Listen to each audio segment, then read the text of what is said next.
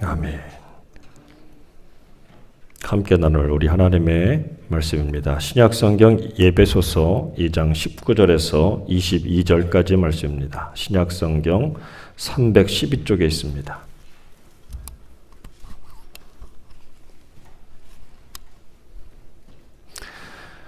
저와 함께 하나님 말씀을 한 목소리로 같이 봉독합니다. 시작.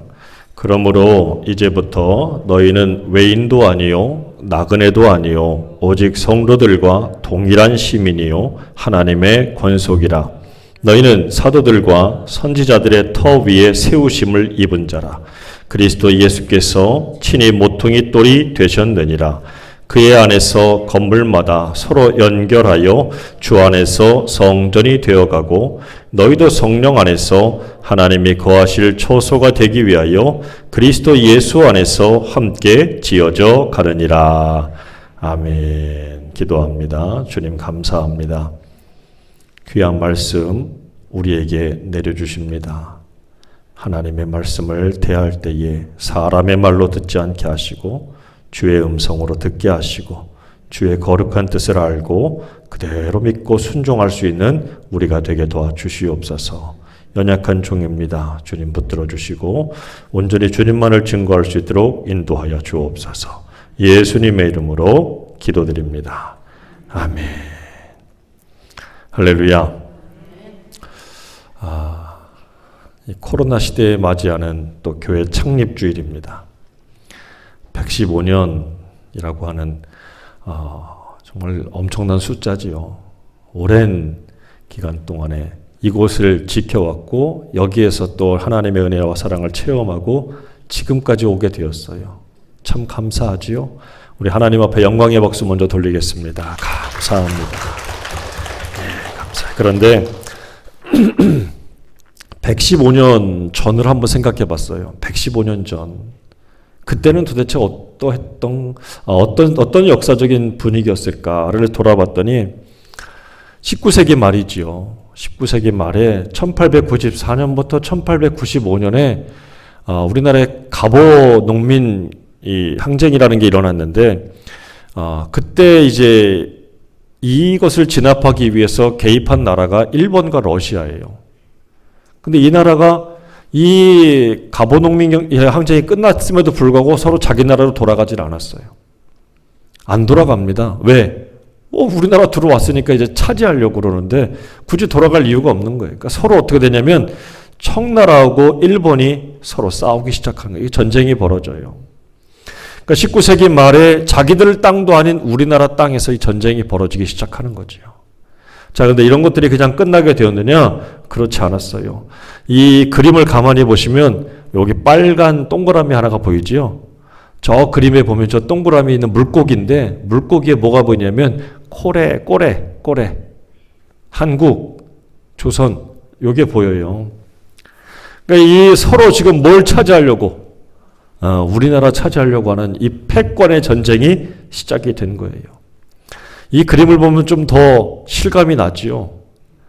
이번에는 1904년에서 1905년까지 러시아와 일본이 또 역시 우리나라를 두고 전쟁이 벌어지기 시작했어요. 전쟁이 벌어지기 시작했지요. 이 전쟁이 시작되면서 1904년도와 러시아하고 전쟁을 벌이면서 우리나라를 일본이 군사 전략을 위해서 필요하면 우리나라 땅을 갖다 쓸 수 있다. 전략적 요충지로 만들 수 있다라고 하는 한일 의정서라는 것을 일방적으로 만들어 버려요. 그러니까 우리는 눈 뜨고서는 우리 땅을 일본에게 뺏기는 꼴이 된 거거든요.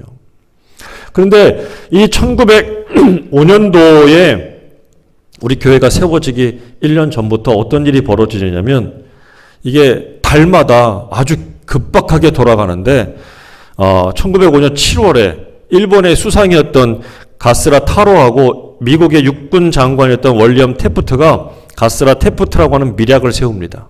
조약을 맺어버려요. 몰래 지들끼리. 그래서 우리나라에 대한 실질적인 주권을 지들이 일본이 먹어도 좋다라고 하는 이런 걸 이제 승인하는 거예요. 근데 그 이듬이 아니라 그 다음 달 8월에 일본이 영국하고 또 동맹을 맺어버립니다.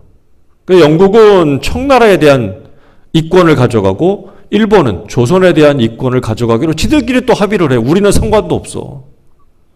그런데 9월에 역시 미국에 있는 뉴올리언스라고 하는 포츠모스라고 하는 곳에서 이 러시아하고 일본이 이제 싸우다가 마지막에 이제 여기 가서 쥐들끼리 합의를 해요. 그러니까 이게 굉장히 7월, 8월, 9월 달 이런 조약들을 우리하고 전혀 상관도 없이 조약을 맺어버리는데 이 조약들의 결론은 뭐냐? 조선에 대한 국제적인 지배, 통치, 지도, 보호, 감리할 수 있는 권한을 이제 일본에게 주겠다라고 하는 그런 조약들, 국제적인 승인들을 일본이 받은 거예요. 그러니까 일본은 국제적으로부터 우리나라를 통치할 수 있다. 지도할 수 있다. 보호할 수 있다. 그러니까 우리는 뭐예요? 우리는 보호가 필요한 아이. 보호가 필요하다는 거예요. 병원 가도 보호자 있어야 되잖아요. 어린아이는 누가 있어야 돼? 보호자가 있어야 되잖아요. 우리를 뭘로 보는 거예요, 지금? 환자나 애로 보는 거예요, 지금. 보호가 필요한 나라. 이게 얼마나 우습습니까? 그런데 이렇게 돌아가서 이제 급박하게 시작된 것이 1905년 11월에 우리가 아는 대로 을사조약이라고 하죠. 근데 을사조약은 나라와 나라가 맺는 거예요. 조약은 서로 지키자. 근데 이건 일방적으로 했기 때문에 을사늑약이라고 합니다. 잘못된 거예요. 결론이 뭐냐? 조선에 대한 외교권을 박탈하겠다는 거예요. 그러니까 우리는 외교도 할 수 없는 그런 나라도 아닌 나라라는 거예요. 그래서 황제 바로 밑에 일본의 이런 대사나 이런 사람들이 바로 위치하게 됩니다. 그러니까 일본의 통치를 받아야 되는 거죠. 자, 그리고 나서 그 다음에 1907년도 이 고종 황제가 이 세 사람 이준, 이상설, 이휘종을 헤이그라고 하는 곳에 만국회의가 벌어지는데 거기다가 밀사로 특사로 파견을 해요. 이게 성공은 못했는데 이 사람들을 보내면서 국제의 조선의 이런 억울함들, 어려움들을 호소하기 위해서 보냈습니다. 근데 이 일을 계기로 해서 일본이 더 화가 나가지고 더 빠르게 우리나라를 막 숨통을 조이기 시작한 거예요. 그러면서 데라우치 마사다케라고 하는 사람이 1910년도 8월 16일 당시에 우리나라 총리 대신했던 사람이 이완용인데 비밀리에 몰래 만나서 지들끼리 합의를 맺습니다. 이게 1907년도 지나서 3년 뒤니까 그 사이에도 엄청난 일이 있었지만 결정적인 건 1910년도에 이완용하고 합의를 맺은 거예요. 그러니까 우리가 이걸 잘 아는 대로 한일 합방이라고 얘기하는데 이건 지들이 일본 쪽에서 역사적인 눈으로 바라보는 것뿐이지 우리의 식으로 얘기하면 합방이 아니에요. 우리는 언제 이것을 합의한 적도 없거든요. 강제적으로 일방적으로 당한 겁니다. 그래서 이게 뭐냐? 한국 전부에 대한 일체의 통치권을 일본이 영구적으로 가져가겠다. 이게 한일합방이에요. 다시 말하면 우리는 이제 나라를 일본에게 뺏긴 거예요. 뺏긴 거. 그래서 이때로부터 36년 동안 우리가 나라 없이 산 거잖아요. 나라 없이 살았어요. 이걸 가리켜서 역사에서는 일제 강점기라고도 이야기합니다. 한일합방, 한일합병이라고 하는데 이거는 사실 일본 쪽의 역사관을 가지고 우리를 바라본 거지 우리식으로 얘기하면 경술련에 당한 국가적인 수치, 그래서 경술국치라고 해요. 우리 명칭 잘 알아야 돼요, 이거를. 우리는 우리 입장에서 역사를 바라보면 뭐예요? 수치스러운 거잖아요. 일본은요, 왜 우리는 정당하게 합방했다, 합병했다 이렇게 얘기하는 건데 전혀 아니죠.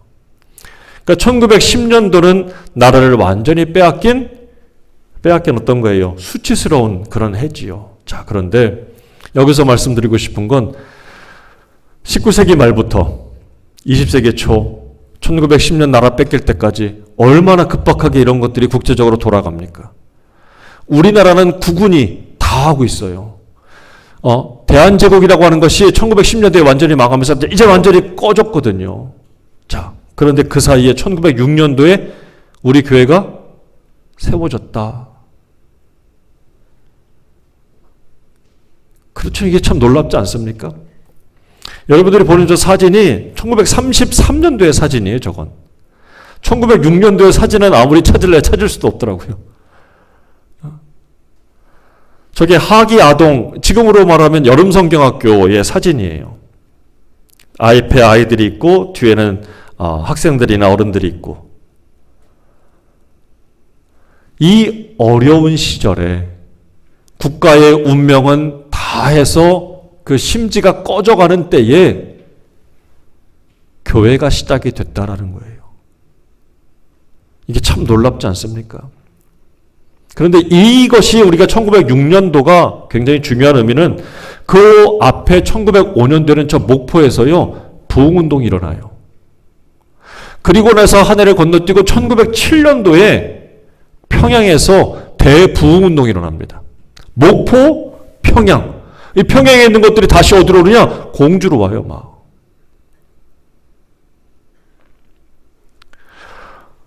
여러분, 세상에 우리나라의 모든 것들은 다 식어지고 꺼져가는 때잖아요. 그런데 그때 어떤 일이 벌어집니까? 하나님의 불은 그때 시작이 되더라는 거예요. 인생을 살면서도 그런 경험들이 없어요? 나는 이제 안 돼. 나는 이제 끝장났어. 나는 이제 밑바닥이야. 난 이제 갈 데가 없어. 라고 하는 분들이 그 마지막 순간에 하나님 만나는 분들이 있다라는 거예요. 인간 역사에는 끝이고 내 인생의 마지막이라고도 할 수 있는 그 순간에 하나님을 만났더니 시작이 되더라는 거예요. 그때 다시 불이 지펴지기 시작한다라는 거지요.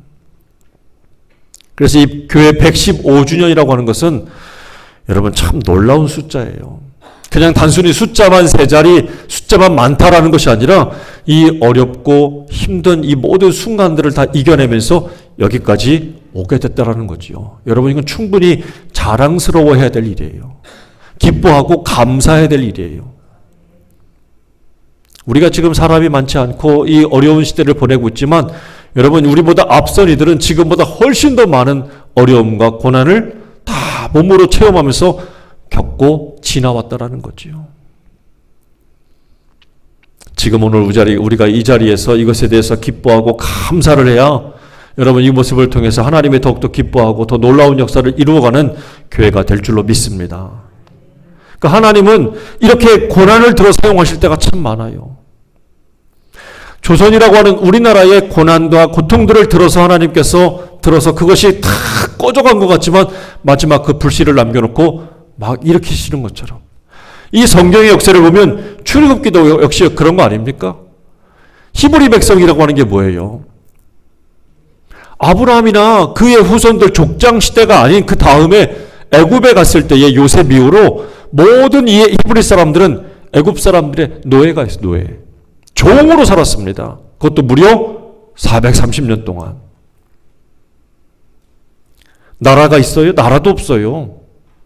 어떻게 보면 애굽 사람들이라고 할 수 있지만 애굽 사람들보다도 못한 그 아래 2등 시민, 3등 시민이요. 참 불쌍하잖아요. 그런데 그들의 부르짖음을 누가 들으십니까? 하나님이 들으셨고 그 부르짖음 가운데 모세를 보내서 아론을 붙여서 그들을 하나님이 이끌어내셨다라는 거죠. 이게 성경의 역사의 시작이잖아요. 때로 하나님은 그래서 고난과 고통을 통해서 삶의, 세상의, 성장의 밑거름으로 만드실 때가 있더라는 거예요. 그래서 우리도 알아야 돼. 지금 내가 당하고 있는 고난과 고통이 결코 나쁜 것만은 아니다. 하나님의 눈으로 보면 뭐예요? 나를 성장시킬 기회가 된다라는 거예요. 여러분, 지금 혹시 힘들고 어려운 분이 있습니까? 하나님이 이것조차도 하나님을 바라보는 사람들에게 무엇으로요? 성장시킬 수 있는 기회로 삼으시더라라는 거예요. 여러분, 주님 더욱더 바라보면서 이겨내는 저와 여러분 되길 바랍니다. 그래서 이사야 55장에 보면 이런 말씀이 있어요. 너희는 여호와를 만날 만할 때에 찾으라. 가까이 계실 때에 그를 부르라. 악인은 그의 길을 불의한 자는 그의 생각을 버리고 여호와께 돌아오라. 그리하면 그가 긍휼히 여기시고 우리 하나님께로 돌아오면 그가 너그럽게 용서하시겠다. 할렐루야. 하나님을 찾는 이들은 결단코 망하지 않을 줄로 믿습니다. 나라가 망했어도, 나라의 불꽃이 다 꺼져갔어도 하나님을 찾는 이들을 통해서 나라도 회복되고 인생도 회복되고 교회를 통해서 이 나라가 지금까지 오게 된 줄로 믿습니다. 이건 부정할 수 없는 역사잖아요. 그러니까 하나님은 이렇게 불을 남겨놓고 여기서부터 세상의 불은 꺼트렸는데 교회의 불, 성령의 불을 통해서 계속해서 이끌어 오셨던 거예요. 근데 거꾸로 우리가 그 불을 꺼트린다? 말도 안 되잖아요. 여러분 더욱더 하나님을 바라볼 수 있기를 주의 이름으로 축원합니다. 기억하시겠지요? 사람 인자 5개면 무엇이더라? 같이 읽어봐요. 시작. 다 사람이냐? 사람이? 그렇지요. 사람이면 다 사람이 아니다라는 거지요. 사람이 사람다워야 사람이다. 사람다운 사람. 그렇지요. 사람다운 사람. 이게 사람 인자를 보면 이렇게 서로가 기대고 있어요. 큰 사람이 작은 사람에게 누워있고 작은 사람은 그걸 바치는데 이 둘 중에 하나만 없어도 큰 거든 작은 거든 어떻게 돼요? 다 자빠져요. 그러니까 사람답다는 얘기는 다른 게 아니에요. 서로 도울 줄 알고 협력할 줄 알고 서로 기댈 줄 알고 받쳐줄 줄 알고 사랑할 줄 아는 거예요. 이게 아니면 지 혼자 살겠다고 하면 이건 사람 아니거든요. 그렇지요? 그리고 이 사람이라는 것은 어떤 그 어원적인 기원으로 살펴보면 살다라는 말에서 왔다는 얘기도 있습니다. 살다. 죽으면 그래 사람 아닌 거예요. 그러니까 사람이라고 하는 것은 살아있다라는 얘기예요. 살아있다. 근데 우리가 살아있는 것도 몸만 사는 게 아니라 뭐도 살아야 돼요. 정신도 살아야 되지요. 마음도 살아야 되지요. 영혼도 살아야 되지. 그 살아있는 사람이 하나님 앞에는 산 자예요. 그렇지 못하면 죽은 자가 되는 거거든요. 그러니까 우리는 하나님 앞에 세상 앞에 살아있는 사람들인 줄 믿으시길 간절히 바랍니다. 근데 사람도 사람다워야 된다 그랬거든요. 그럼 교회는요? 교회도 교회다워야 돼요. 교회가 교회답지 못할 때 우리가 뭐라고 얘기합니까? 교회가 타락했다라는 말을 해요. 타락했다. 목사가 타락했다. 성도들이 타락했다라는 말을. 이 타락이라는 말이 뭐냐? 떨어져가지고 흩어져 버렸다는 거예요. 그러니까 남아있는 게 없는 거예요. 남아있는 게. 타락이라는 게 그런 의미인데 영어로 살펴보면 백슬라이드예요. 뒤로 미끄러지다. 우리식으로 빠르기는 뒤로 자빠지는 거예요. 뒤로 쾅 하고. 이 말이 왜 나왔느냐? 야구에서 선수들이 1루에서 그러니까 홈에서 1루로 가고 1루에서 2루, 2루에서 3루, 3루에서 홈으로 들어오잖아요. 얼마나 빨리 뛰어야 돼요. 조금이라도 공보다 빨리 가기 위해서는 막 달리다가 어떻게 해요? 손을 쫙 뻗어가지고. 그렇죠. 그냥 확 자빠지잖아요. 이걸 슬라이드라고 그러잖아요. 슬라이드, 슬라이딩. 막 넘어지는 중이잖아요. 막 이거를 하는데 이렇게 막 전심을 다해서 앞으로 쭉 가야 될 사람들이 갑자기 못 가고 어떻게 됩니까? 뒤로 그냥 갑자기 자빠져 버리면 어떻게 됩니까? 아웃이잖아요. 죽는 거예요. 앞으로 손을 쫙 뻗어서 조금이라도 빨리 가기 위한 사람들이 가다 말고 갑자기 뒤로 꽉 넘어지면 이걸 가리켜서 뭐라 그러냐? 타락했다라는 거예요. 타락했다라는 거예요. 의미가 참 재밌지 않습니까? 막 전심을 향해서 달려가서 이렇게 딱 베이스를 찍어야 될 사람들이 못 가면 그게 뭐라고요? 타락이라는 거예요. 다시 말하면 우리가 주님을 향해서 막 달려가야 될 사람들이 손을 뻗고 마음을 다해서 힘을 다해서 달려가야 될 사람들이 안 가고 멈추는 거예요. 뒤로 자빠지는 거예요. 생각으로 넘어지고 마음으로 넘어지고 몸으로 넘어지는 거예요. 못 가, 안 가. 뭐 어때? 좋은 게 좋은 거지. 세상하고 친구하고 마귀하고 친구하고 같이 다 그렇게 사는 거야. 합리화시킵니다. 그게 뭐라고요? 타락이에요. 여기서 시작하는 거예요.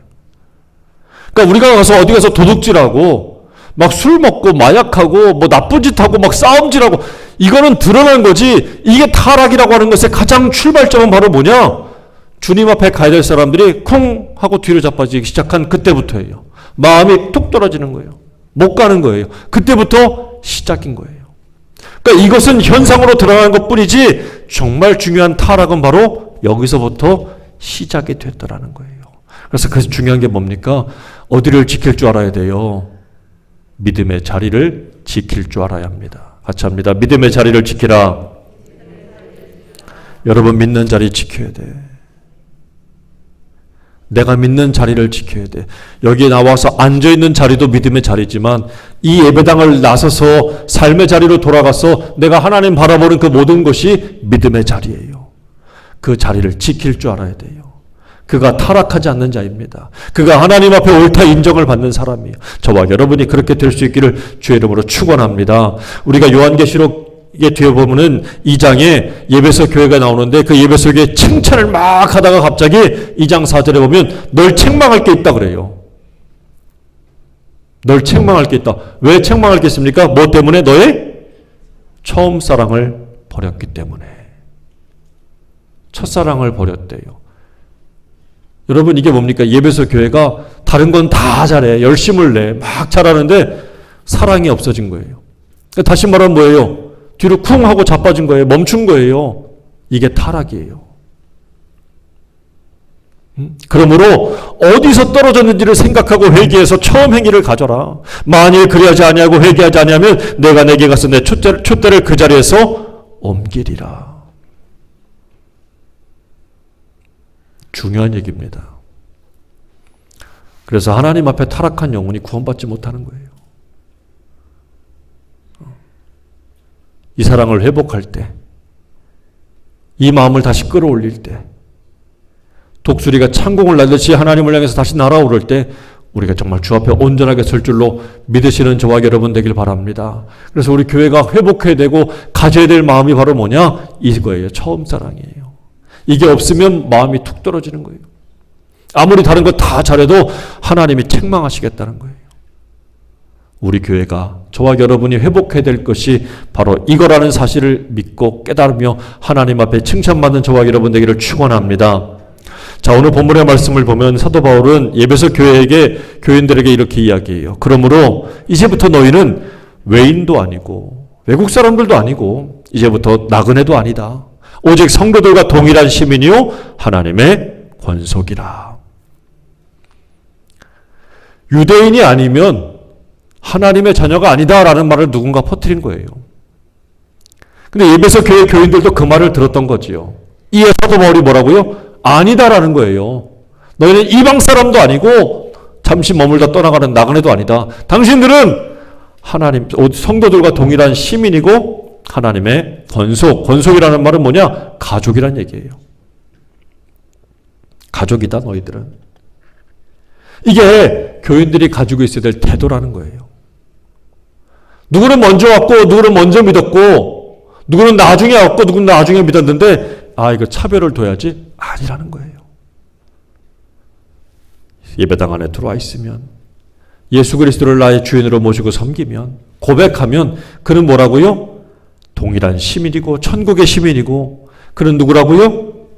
하나님의 권속은 가족이라는 얘기예요. 가족이다. 하나님의 가족입니다. 같이 합니다. 하나님의 가족입니다. 가족이라는 거지요. 교회예요, 그게. 여러분, 우리가 이 115주년에 다시 마음을 끌어올리고 회복해야 될 것이 바로 이거라는 사실을 믿고 깨닫기를 간절히 바랍니다. 우리가 모두 마음을 같이 해서 하나님 앞에 서야 되는 한 몸이 되는 하나님의 가족이라는 사실을 우리가 깊이 깨달아야 돼요. 얼굴이 달라도 피부색이 달라도 나중에 믿던 먼저 믿었던 이것으로 해서 차별이 없어야 된다는 거지요. 그리스도 예수 안에서는 모두가 거룩한 무리 하나님의 가족이라는 사실을 우리가 믿고 깨닫고 명심해야 될 줄로 믿으시길 간절히 바랍니다. 그러나 중요한 건 뭐예요? 가족이라고 함부로 대하고 예의 없이 대하는 것 괜찮습니까? 아니라는 거예요. 가까운 사이일수록 뭘 더 지켜야 돼요? 예의를 지켜야 돼요. 거리를 지켜야 돼요. 가족이라도 다 행복한 게 아니기 때문에 이래요. 거리를 지키고 예의를 지키는 사람들은 행복합니다. 그런데 그게 깨져버리면요. 남보다 못한 가족들이 돼요. 그렇잖아요. 행복해지지가 않는 거예요. 그건 나만 존중받으려고 하는 태도 때문에 그래요. 먼저 존중하고 먼저 섬기면 행복한 가족들이 하나님의 가족들이 될 줄로 믿으시기를 간절히 바랍니다. 그리고 20절 말씀입니다. 같이 합니다. 너희는 시작. 너희는 사도들과 선지자들의 터 위에 세우심을 입은 자라. 이렇게 말씀하고 있어요.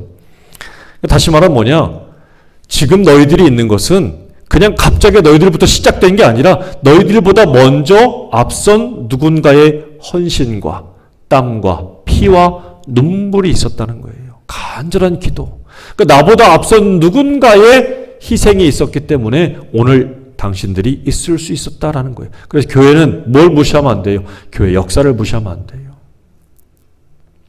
전통을 무시하면 안 돼요. 그런 것들이 오랫동안 누군가에 의해서 피땀 흘려서 이루어지고 만들어졌기 때문에 무너지면 안 된다는 거예요. 그래서 여러분 교회에서 부르는 찬송 하나, 교회에서 드리는 예배, 이 기도 하나, 교회에서 드리는 모든 질서들 하나하나가 어떤 누군가에게는 정말 목숨을 다해서 생명을 다해서 지켜내고 만들었던 것일 수 있다는 거지요. 그래서 이걸 지키는 거예요. 교회의 모든 것들을 아름답게 정성을 다해서 지켜내는 교회. 그것을 예배소 교회 사도 바울이 주문하고 있는 것처럼 우리도 역시 마찬가지입니다. 우리보다 앞서서 누군가가 그것을 지켰고 만들어 왔다면 무시하지 말고 잘 지켜 나가야 될 줄로 믿으시길 간절히 바랍니다. 그러면서 세 번째 21절에 이렇게 말씀하고 있지요. 그의 안에서 건물마다 서로 연결하여 주 안에서 성전이 되어가고. 서로 뭐라고요? 건물마다 서로 연결해. 저 건물 따로 이 건물 따로 이 따로따로가 아니라 건물이 서로 연결이 된대요. 이게 도대체 무슨 얘기일까 싶은데 원리를 생각해 보면 이런 거예요. 여러분 좀 이 사진에 뭐가 보입니까? 톱니바퀴가 보이잖아요. 큰 것도 있고 작은 것도 있고 그렇잖아요. 그렇죠? 이게 바로 뭐냐면 이거 시계예요. 시계 뒷면에 있는 톱니바퀴예요. 그러니까 시계가 가기 위해서는 어떻게 됩니까? 이 크고 작은 톱니들이 서로 맞물려 가지고 시간과 분과 초를 움직이는 거예요. 앞에서는 안 보이지만 뒤에서는 이것들이 다 어떻게 해요? 각자 따로 돌지 않고 다 연결이 돼서 막 움직이면 앞에서 시계가 어떻게 돼요? 가는 거잖아요. 이렇게 천천히. 그렇지요? 마찬가지 이런 원리라는 거예요. 교회가 다 따로따로가 아니라 하나도 다 연결이 돼 있어요. 그래서 누군가가 어떤 교회가 어떤 누군가가 비난을 받으면 사실은 어떻게 됩니까? 탁 집어가지고 저 교회만 비난하고 막 이래야 되는데 그게 아니라 모든 교회가 다 같이 욕을 먹어요. 이거를 왜 모르는지 모르겠어요. 다 욕먹어요. 다. 왜? 연결이 돼 있어요. 하나가 부패하고 타락하면 다 연결이 돼 있어요. 근데 이런 원리들을 자꾸 잊어버리니까 나 하나쯤이야. 우리 교회쯤이야. 내 마음대로 해도 괜찮지 않을까? 이렇게 생각하는 거예요. 아니에요. 주님과 연결되어 있고 다른 교회들과도 다 연결이 되어 있는 거예요. 이 영적인 원리를 잊어버리면 안 돼요. 그러니까 우리가 이걸 다 연결이 되어가지고 결론은 누가 드러나야 됩니까? 시간의 톱니바퀴가 다 맞아서 맞물려 돌아가면 앞에는 시간과 분 이게 움직이는 거예요. 이것만 드러나는 것이지 우리를 통해서 누가 드러나야 돼요? 그리스도가 드러나야 돼요. 예수님이 드러나야 되는 거예요. 근데 오히려 지금은 비난받고 있으니 우리가 이것들은 못 지키는 거거든요.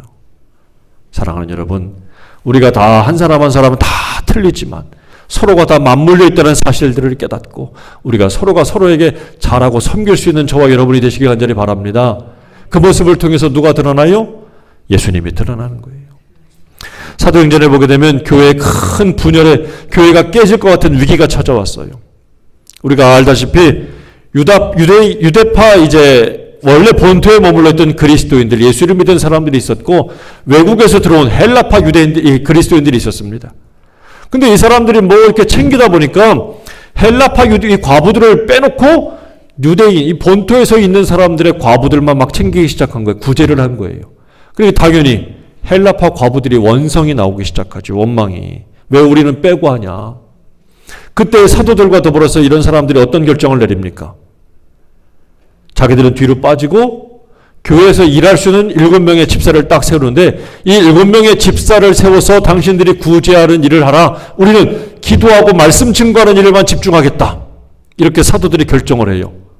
그러면서 이 사람들을 세웠는데 이 사람들이 다 한결같이 누구냐? 헬라파 외국에서 온 유대인들이었던 거예요. 보통은 유대파 한 3명, 4명, 나머지 3명은 외국에서 있는 헬라파 이렇게 섞을 텐데 그러지 않았어요. 전적으로 이 사람들에게 다 맡겨놓은 거예요. 그러면 이 숨은 의미가 뭡니까? 유대파 그리스도인들은 아무 말도 하지 않았다는 거예요. 항의하지도 않고 따지지도 않았고 모든 것들을 다 내려놓고 양보했다는 거예요. 그래서 교회가 자칫 크게 분열이 돼서 깨질 수 있는 위기의 순간에 이들은 다 어떻게 된 거예요? 안전하게 교회가 더 성장하고 성숙할 수 있는 기회가 되었다라는 것이지요.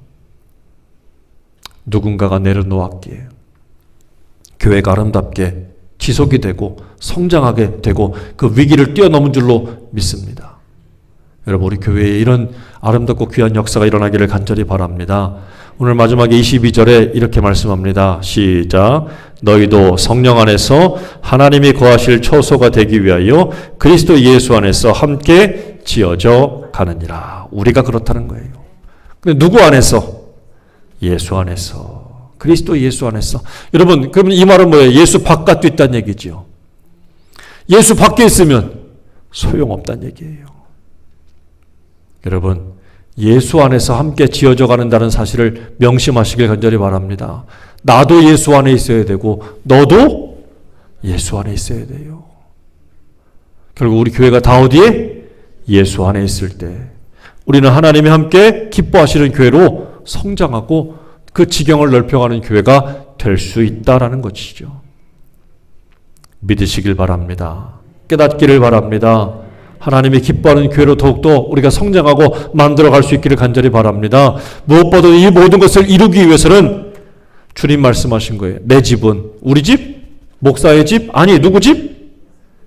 주님의 집, 하나님의 집, 예수님의 집은 만민이 뭐하는 집이라고요? 기도하는 집이래요. 그러니까 이것을 다 이룰 수 있는 가장 기본적인 방법이 기도에 있다는 사실을 깨달아야 돼요. 여러분, 더욱더 교회가 이만큼 왔으니까 괜찮겠지가 아니라 이만큼 왔는데 더 나갈 수 있기 위해서는 어떻게 됩니까? 기도가 있어야 돼요.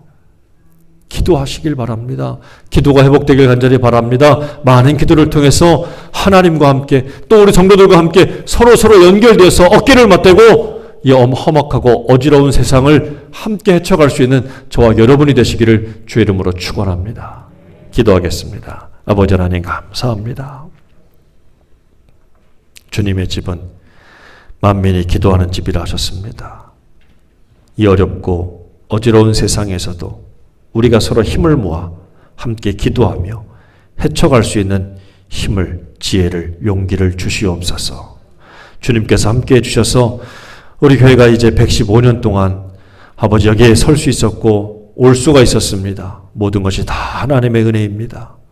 이제 더욱더 아버지 하나님의 은혜로 이 어렵고 힘들어진 상황이지만 우리가 더 힘을 내고 힘을 모아서 하나님 이 모든 어려움을 잘 극복하고 또 서로가 서로 연결되어서 주님 보시기에 세상이 보기에도 아름답고 기뻐하는 교회로 아버지 만들어질 수 있도록 도와주시옵소서. 감사하고 예수님의 이름으로 기도드립니다. 아멘.